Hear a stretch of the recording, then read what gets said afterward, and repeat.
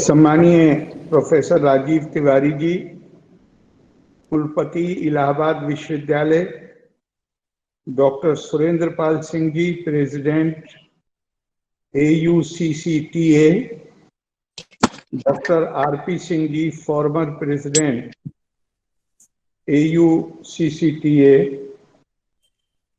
Doctor Umesh Pratap Singh, convener webinar, doctor Rakesh Kumar Singh, honorary director Sangyartham research foundation, सभी सम्मानित गुरुजन और साथी छात्रों, आप सबको बहुत शुभकामनाएं और प्रणाम। मुझे बहुत प्रसन्नता है और आपको धन्यवाद देना चाहूंगा आपके आमंत्रण के लिए।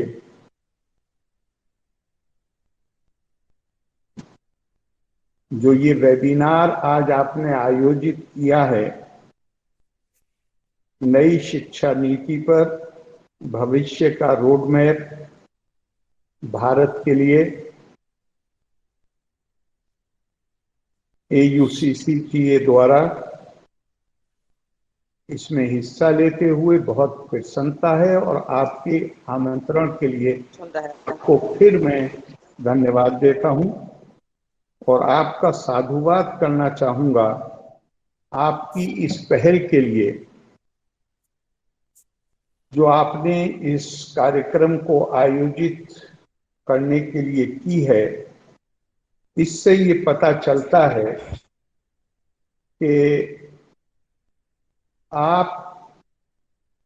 आपकी रुचि, आपकी प्रतिबद्धता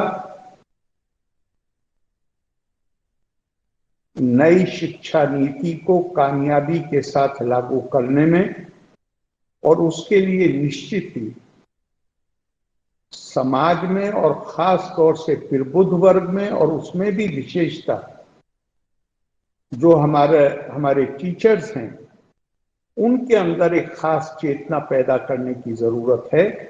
मुझे पूरा विश्वास है कि आपके इस वेबिनार के माध्यम से ये चेतना आएगी और इस नीति को सफलतापूर्वक लागू करने में बहुत सहायता मिलेगी। मुझसे पहले नई नीति के बारे में माननीय कुलपति जी ने, माननीय राम प्रकाश जी ने बताया और फिर यहाँ पे खुद जिन्होंने इस नई नीति को लिखा है उनमें श्री टीवी कट्टी मणि जी यहाँ मौजूद हैं, वो विस्तार से बताएंगे। लेकिन मैं नीति के बारे में बात करने से पहले एक बात कहना चाहता हूं और वो ये है कि जहां तक शिक्षा का उद्देश्य है, शिक्षा किस लिए, इस नीति के द्वारा उसे नहीं बदला गया। जो शिक्षा का उद्देश्य है, भारत एक प्राचीन सभ्यता है और अभी प्रोफेसर राम प्रकाश सिंह जी कह रहे थे, उन्होंने विश्व गुरु का शब्द प्रयोग किया,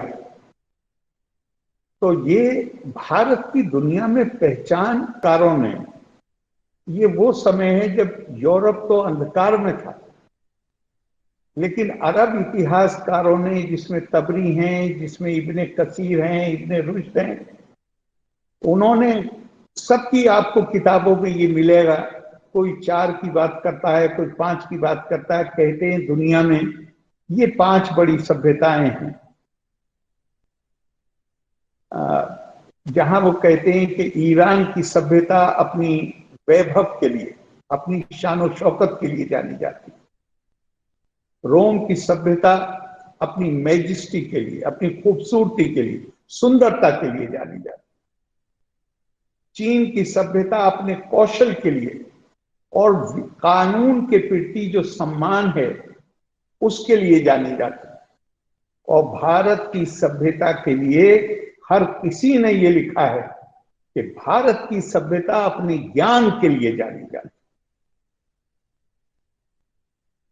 तो जो सभ्यता ज्ञान के लिए जानी जाती रही है, वहां उस ज्ञान शिक्षा का जो उद्देश्य है वो तो वही है जो हमारे ऋषियों ने, हमारे मनीषियों ने आज से हजारों हजार साल पहले तय किया और जिसको अभिव्यक्ति दी है स्वामी विवेकानंद जी ने बहुत ही खूबसूरत शब्दों में।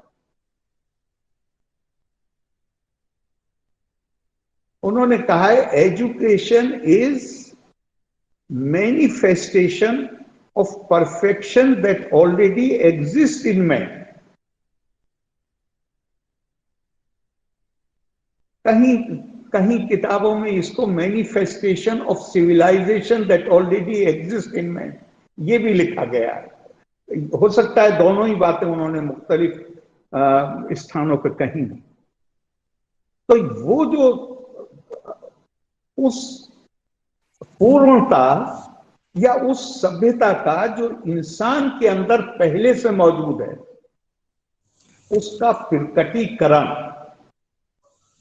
शिक्षा का एक ही उद्देश्य कि ये चीज बाहर आ सके। और बाहर आने का भी मैं इसके अतिरिक्त भी एक और बात कहूंगा इसी संबंध में। तो उपनिषद में आता है कि पूछा गया कि तप क्या है, बहुत सारे उत्तर दिए गए। किसी के कहा गया तपा स्वाध्याय निरिक्तम, ever devoted to the pursuit of knowledge. ये भारतीय सभ्यता का हॉलमार्क है, निरंतर ज्ञान अर्जन के काम में लगे रहना। तो उसी में ये एक आता है एक उपनिषद में कि तप क्या है, उसकी परिभाषित करने का प्रयास किया जा रहा है। बहुत सारे जवाब दिए गए, लेकिन आखिर में जिस जवाब को स्वीकार किया गया उत्तर को, वो था कि तप का मतलब है स्व अध्याय तथा प्रवचन। ज्ञान अर्जित करना, मेहनत से ज्ञान अर्जित करना और अर्जित किए हुए ज्ञान को फिर वचन के माध्यम से दूसरों तक पहुंचाना।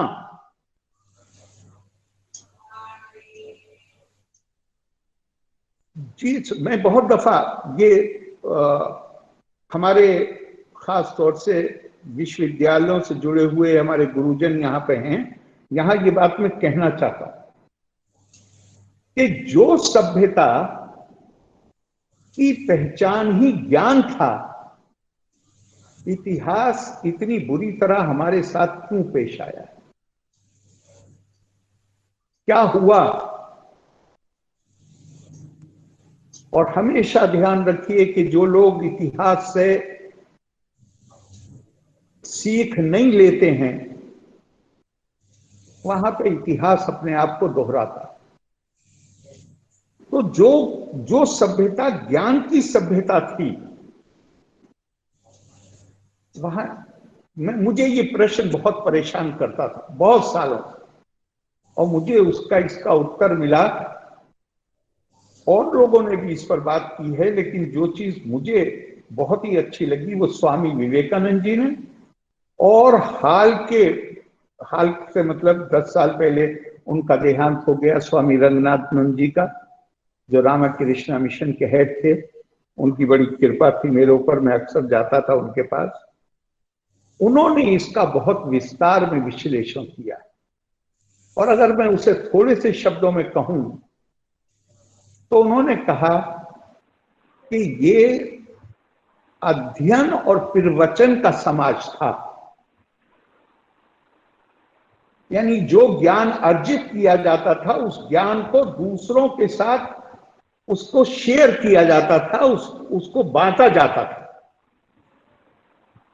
और सारी हमारी परंपराएं, मैं उस बात की भी तरफ भी बात आऊंगा, लेकिन अभी मैं स्वामी रंगनाथन जी की बात कर रहा हूं कि ज्ञान हमारी परंपरा अध्ययन और प्रवचन की प्रवचन और कुछ नहीं, उस ज्ञान को दूसरों के साथ शेयर करना। लेकिन हमारे इतिहास में एक समय ऐसा आया कि अगर स्वामी विवेकानंद जी के शब्दों का प्रयोग किया जाए, जहां हमने ज्ञान को मोनोपोलाइज करने की कोशिश की, एक अधिकार उस पर जमाया।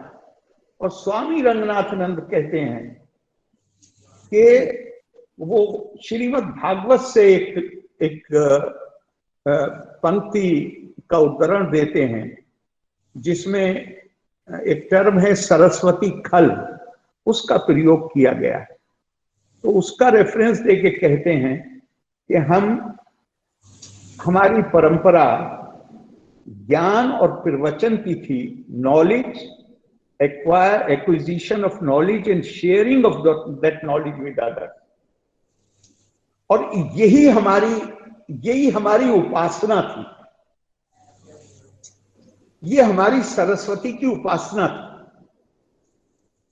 लेकिन हम उपासक की बजाय खल्व बन गए जब हमने उस ज्ञान को दूसरों से छुपाने की कोशिश की। आज ये इस प्रवृत्ति, इस मानसिकता के खिलाफ भारत के लोग उठ के खड़े हुए। आजादी के बाद नहीं, आजादी के पहले उठ के खड़े हुए। इसकी शुरुआत बंगाल से हुई, फिर यही आंदोलन महाराष्ट्र पहुंचा, फिर ये आंदोलन और जगह बढ़ा। इस आंदोलन को बढ़ाने में हमारे भक्ति के संतों ने बड़ी महत्वपूर्ण भूमिका अदा की है। हम इस संदर्भ में नाम नहीं लेते हैं, लेकिन गोस्वामी तुलसीदास जी इस आंदोलन में मील का पत्थर हैं।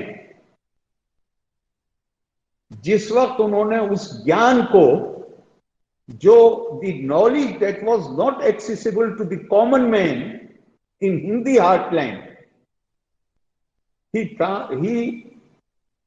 ट्रांसलेट तो नहीं कहना चाहिए, अनुवाद नहीं कहना चाहिए, बल्कि उन्होंने उस पूरी चीज को जब अवधि में रूपांतरित किया, तो उस ज्ञान को उन्होंने उपलब्ध करा दिया एक साधारण व्यक्ति को। और उसमें उन्हें जो विरोध का सामना करना पड़ा है, जितनी उनकी आलोचना हुई है, आलोचना नहीं, निंदा तक हुई, तो हम निश्चित तौर से इन सभी के, जो हमारे इतिहास पुरुष हैं, हम इनके आभारी हैं कि उन्होंने भारत की उस परंपरा को, ज्ञान की परंपरा को पुनर्जीवित किया। और वो जो मैं निवेदन कर रहा था कि 100 अध्याय और प्रवचन, तो इस सिलसिले में जो सबसे पुरानी बात इसके समर्थन में कही जा सकती है, जो हमारे लगभग सारी हमारी जो किताबें हैं उनसे भी प्राचीन बात है, कि जहां कपिल मुनि उस परम सत्य को जानने के लिए जो भी तपस्या कर रहे हैं, उसे 100 अध्याय कहना चाहें वो कहिए, और जब उन्हें उस परम सत्य की प्राप्ति होती है, तो उसके साथ उनके अंदर भूख जागती है कि इस ज्ञान को वो किसी के साथ उसके सहभागी बने, उसको शेयर करें। इधर उधर नजर दौड़ाते हैं, कोई पास में नजर नहीं आता। थोड़ी दूर पे मां बैठी हुई है, मां को आवाज देके अपने सामने बिठा लेते हैं, और वो बहुत मशहूर है कपिल देव आहुति संवाद। जिसमें उन्होंने उस ज्ञान की प्राप्ति के बाद जो उस ज्ञान को शेयर किया है, वो सारे उसमें वो ज्ञान है जहां वो कहते हैं कि जो ज्ञान की प्राप्ति है, अथवाम सर्वेषु भूतेषु भूतात्मानम कीर्तालायम अर्चाए दान मानाभ्यम मैत्री अभिनय चक्षुषा। ये मैं खास तौर से इसलिए इसका संदर्भ की बात कर रहा हूं क्योंकि अभी डॉक्टर साहब ने, तिवारी साहब ने और राम प्रकाश सिंह जी ने शिक्षा को अंतिम व्यक्ति तक ले जाने की, सबसे कमजोर तक ले जाने की बात करी।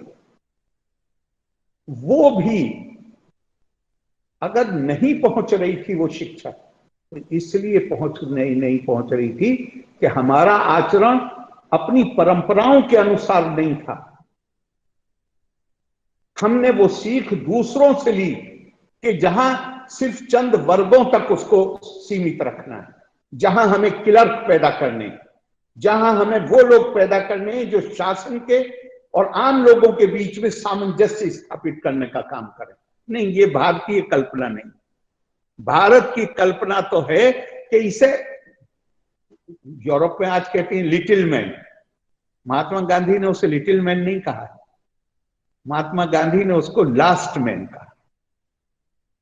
उस तक ले जाना, और उसमें क्या ले जाना, उस तक क्यों ले जाना, उस तक इसलिए नहीं कि हम उसके ऊपर मेहरबानी करना चाहते हैं, नहीं। भारत की परंपरा ये नहीं कहती कि वो लास्ट मैन जो है, अगर हम उस तक कोई चीज ले जाते हैं तो ये हम उसके ऊपर मेहरबानी कर रहे हैं। ये भारत में इसकी कल्पना ही नहीं है। यहां तो कल्पना है अथमाम सर्वेषु भूतेषु, हर किसी के अंदर मुझे देखो, हर मानव देह मेरा मंदिर है, और उसकी जरूरतों को पूरा करने में जो कुछ कर सकते हो वो करो।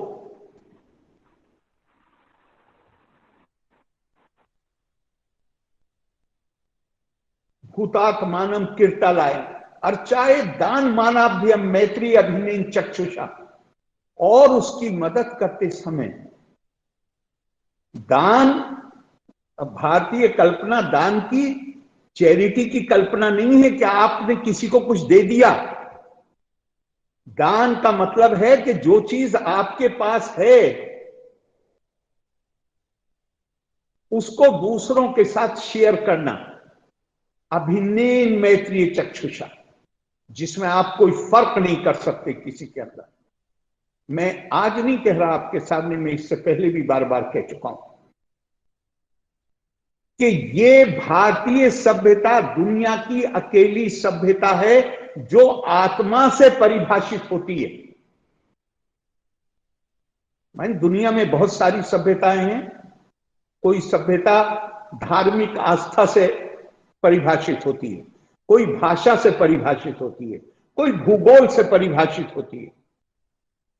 भारतीय सभ्यता कोई आस्था और अनास्था से आस्था से भी परिभाषित होती है, आइडियोलॉजीज हैं, और अनास्था से भी परिभाषित होती है। भारत की सभ्यता इनमें से किसी भी आधार पर परिभाषित नहीं होती।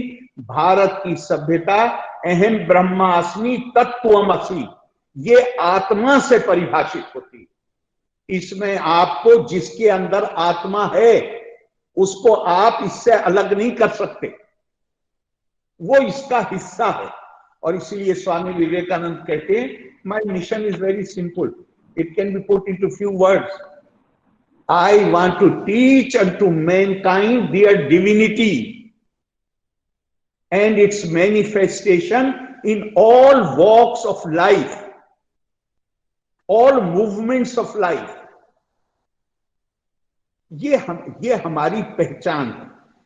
और मुझे ये लगता है कि जो हमारे इस नई शिक्षा नीति ने जो काम किया है, वो शिक्षा के उद्देश्यों को नहीं बदला है। बल्कि बदली हुई परिस्थितियों में उन उद्देश्यों तक पहुंच, उन उद्देश्यों को प्राप्त करने के लिए किन माध्यमों का प्रयोग किया जाए, और बदलते हुए वक्त के साथ अपनी सनातन का मतलब ही यह है कि अपनी बुनियादी चीज से बंधे हुए बदलती हुई परिस्थितियों के साथ अपने अंदर ये क्षमता पैदा करना कि उन बदलती हुई परिस्थितियों को हम नई चुनौतियां आती हैं, नई स्थितियां बनती हैं, हम उन नई चुनौतियों और नई स्थितियों में अपनी भूमिका कामयाबी के साथ अदा कर सकें। इसीलिए डॉक्टर ब्रजेंद्र नाथ सिंह मैसूर यूनिवर्सिटी के वाइस चांसलर थे पहले, उन्होंने क्या खूबसूरत, what a beautiful phrase he has used. वो कहते हैं कि India is ever ageing never old, नित नूतन चित पुरातन। ये एंशंट है, पुरान है, जैसे आत्मा को शंकराचार्य कहते हैं नव, पुरानो शब्द की उन्होंने व्याख्या की है कि जो ना जन्म है ना मृत्यु है और जो हमेशा है। तो इसी तरह उसी के ऊपर डिपेंड करते हुए डॉक्टर ब्रजेंद्र नाथ सिंह ने भारत के लिए कहा है कि एवर एजिंग नेवर ओल्ड। गिरद होने की जो कमजोरियां आती हैं किसी समाज में,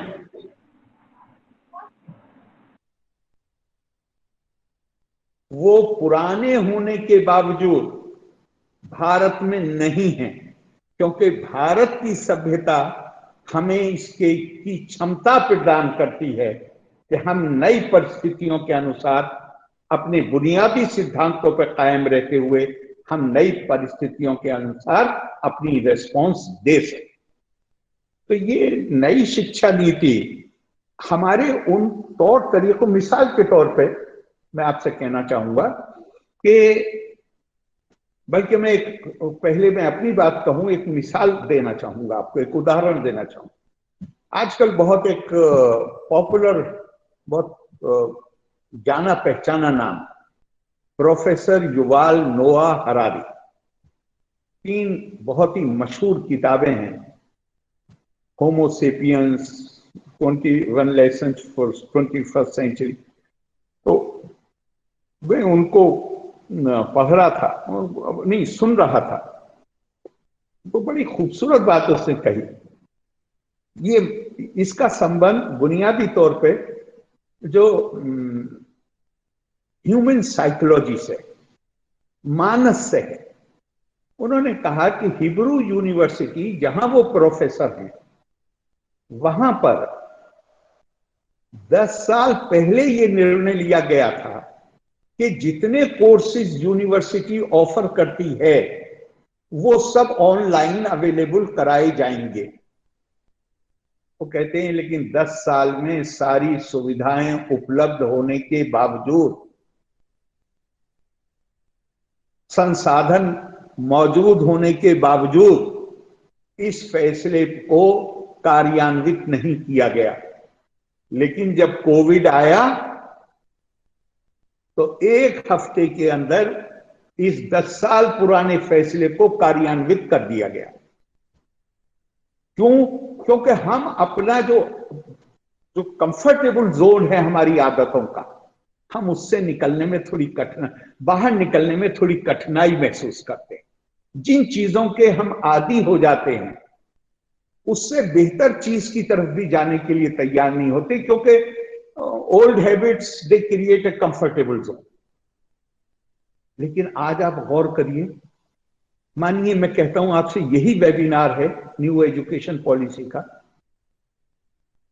आपने इलाहाबाद में इसको आयोजित किया हो, आप करते, अगर कोविड ना होता, उसके भी बहुत फायदे हैं, ये नहीं कि उसमें कोई नुकसान है। उसमें जाती तौर से एक दूसरे से भेंट होती, हम एक दूसरे के बारे में ज्यादा जानते। लेकिन आज आज जो ये वेबिनार आप कर रहे हैं, आपने मुझे आमंत्रित किया है, मैं यहां से दिल्ली और दिल्ली से इलाहाबाद की यात्रा से बच गया, आप में से बहुत से लोग, खर्चा बहुत कम हो गया। तो ये इसका मतलब ये मत समझिए मैं कह रहा हूं कि वो कॉन्फ्रेंसेस करने की जरूरत नहीं है, नहीं, वो है जरूरत, उसकी भी अपनी उपयोगिता है। लेकिन शिक्षा के दृष्टिकोण से अगर आप देखेंगे तो पता ये चलेगा कि जब आप कोर्सेज को, when you will make all these courses available online, then there is every chance of making education less expensive and more excessive. शिक्षा कम महंगी और ज्यादा व्यापक उसकी का आधार, उसकी पहुंच, वो फिर संभव हो जाता है। मैं शायद मैंने पहले ही समय काफी ले लिया है, इसलिए मैं और आपको नहीं परेशान करूंगा, लेकिन मैं एक बात कहना चाहूंगा कि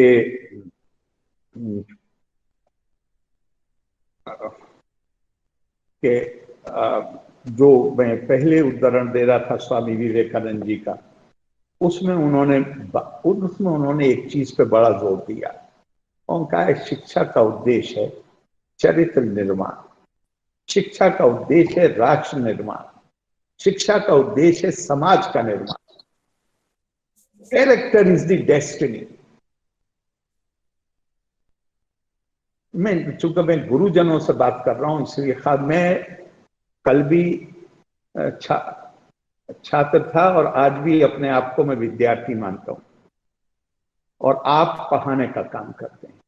मुझे कोई हक नहीं पहुंचता है कि मैं केवल मैं आपको कुछ बताने की कोशिश करूं, इसका कोई हक नहीं पहुंचता, लेकिन मैं अपनी जो मेरी सोच है वो आपके साथ शेयर कर रहा हूं कि और यहाँ पे मुझे याद आ रहे हैं डॉक्टर राधा कृष्णन।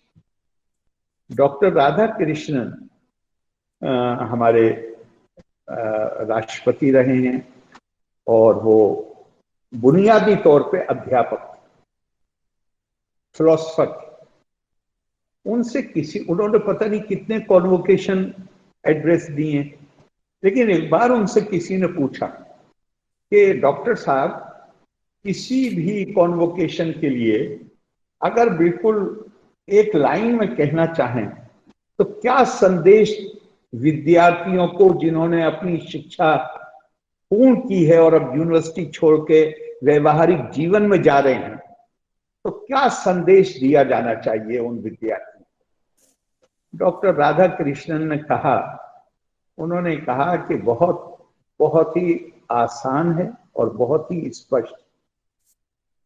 विद्यार्थियों के दिमाग में वो बात भरने की जरूरत है जो बात गुरु द्रोणाचार्य ने अपने शिष्यों को शिक्षा देते वक्त पहले दिन कही। जब कौरवों और पांडवों की शिक्षा शुरू की तो गुरु द्रोणाचार्य ने पहले दिन उन्हें पाठ दिया, सत्यम वद धर्मम चर। Speak truth and act right. Act right means the truth as you believe in, act according to that. और वो कहानी इसलिए बहुत रोचक हो जाती है कि सत्यम वद और धर्मम चर, चार शब्द, लेकिन धर्मराज कहे जाने वाले युधिष्ठिर ने पहले दिन से लेकर आखिर दिन तक डांट खाई बहैसियत विद्यार्थी के, और जब उनसे ये सबक सुनाने के लिए कहा जाता था तो कहते थे मुझे याद नहीं हुआ। बाकी सब ने पहले ही दिन वो पाठ सुना दिया, लेकिन धर्मराज कहे जाने वाले ने हर दिन डांट खाई और हर दिन ये कहा कि मुझे अभी याद नहीं हुआ, और अपने जीवन के अंत में कहा कि गुरु ने जो शिक्षा पहले दिन दी थी उसको याद करने में, उस सबक को सीखने में पूरा जीवन लग गया। तो असल चीज जो स्वामी विवेकानंद कहते हैं, शिक्षा का उद्देश्य असल उद्देश्य चरित्र का निर्माण। चरित्र का निर्माण होगा तो फिर वो जहां कहीं भी काम करता होगा, चाहे वो राजनीति में हो, चाहे वो अध्यापन में हो, चाहे वो व्यवसाय में हो, चाहे उद्योग में हो, वो कभी किसी दूसरे के पैर पर पैर रखने की कोशिश नहीं करेगा। वो हमेशा उस चरित्र में फिर वो मूल्य शामिल होंगे कि जहां मैं दूसरे के अंदर अपने आप को देखूंगा, क्योंकि मेरा और उसका रिश्ता आत्मा का रिश्ता है। अहम ब्रह्मास्मि तत्त्वम असि। फिर मैं इसको मानूंगा कि what ever goes around comes around. जो कुछ मैं करता हूं उसके परिणाम मुझे आएंगे ही।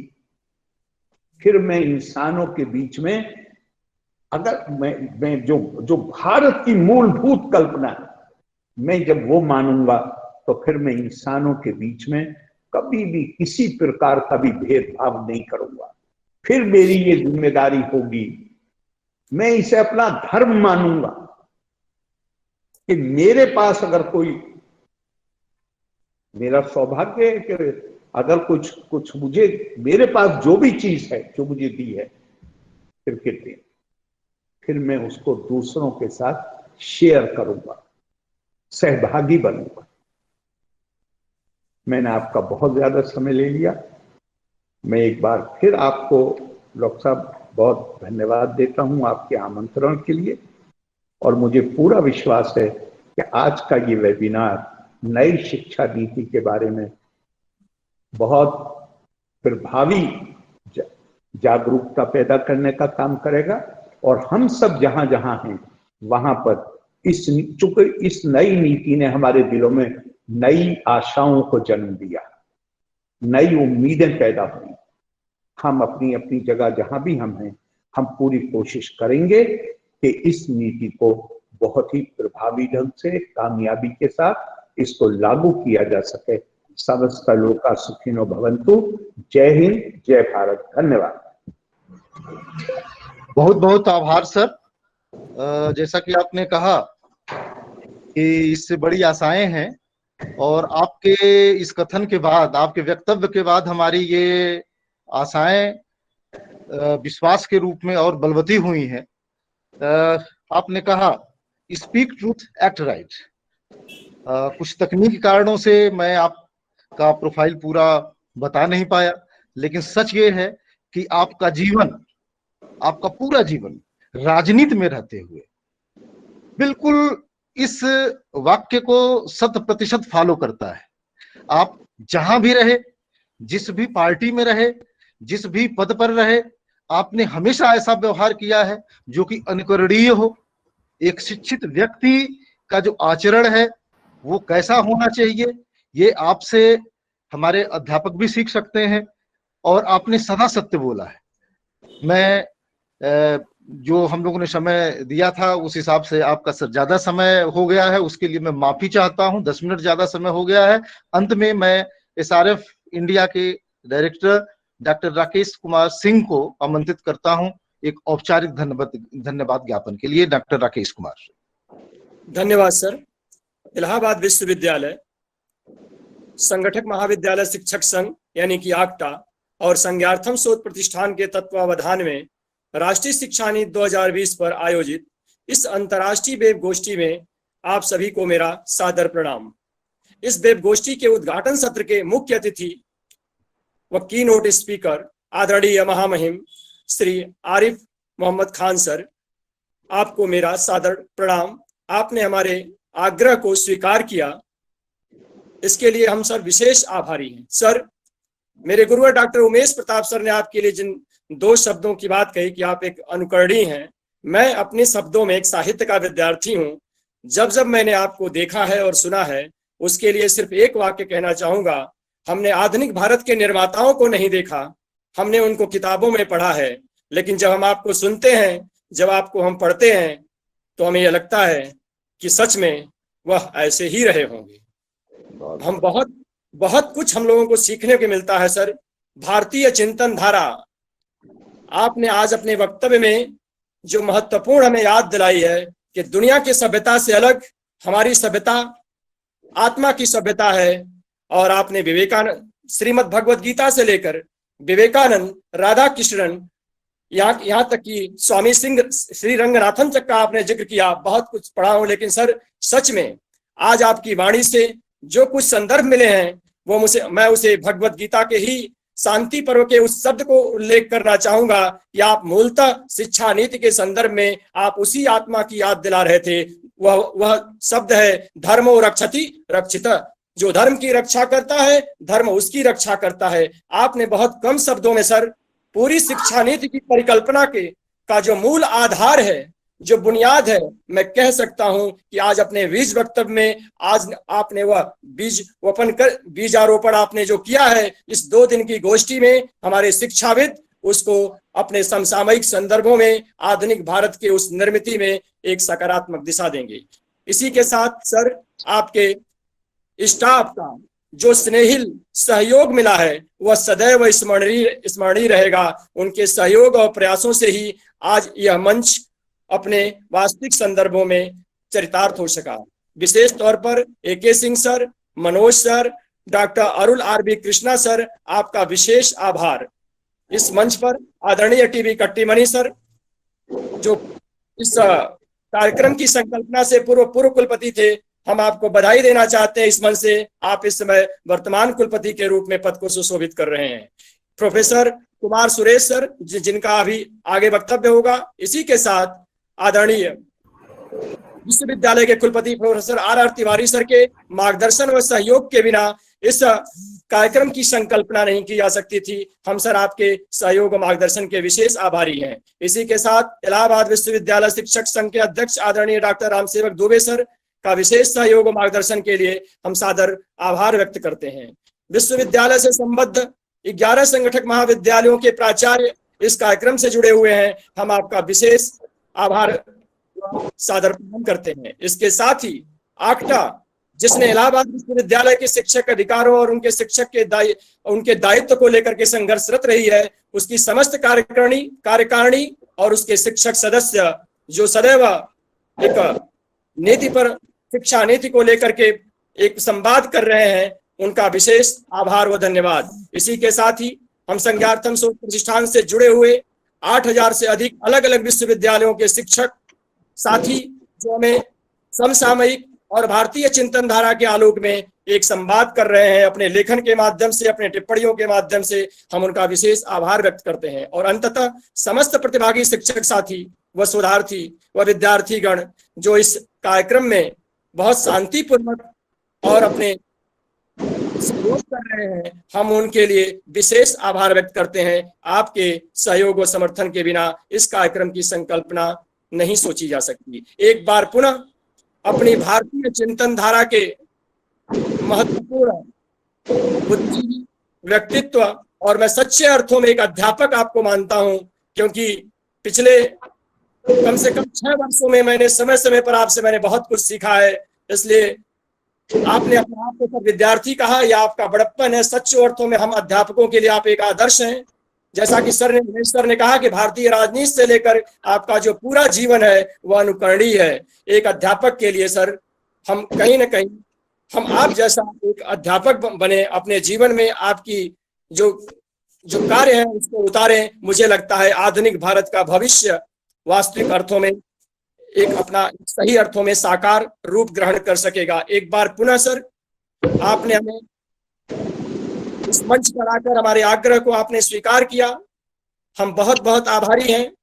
और हम उम्मीद करते हैं सर कि आपने जिस भारतीय चिंतन धारा को हमें आज साक्षात्कार कराया है, हम सभी शिक्षक साथी अपने संवाद के माध्यम से, तर्कपरक संवाद धर्मिता के माध्यम से अपने विद्यार्थियों के बीच ले जाएंगे और भारत का भविष्य सुनिश्चित होगा। बहुत बहुत धन्यवाद और आभार, सादर प्रणाम।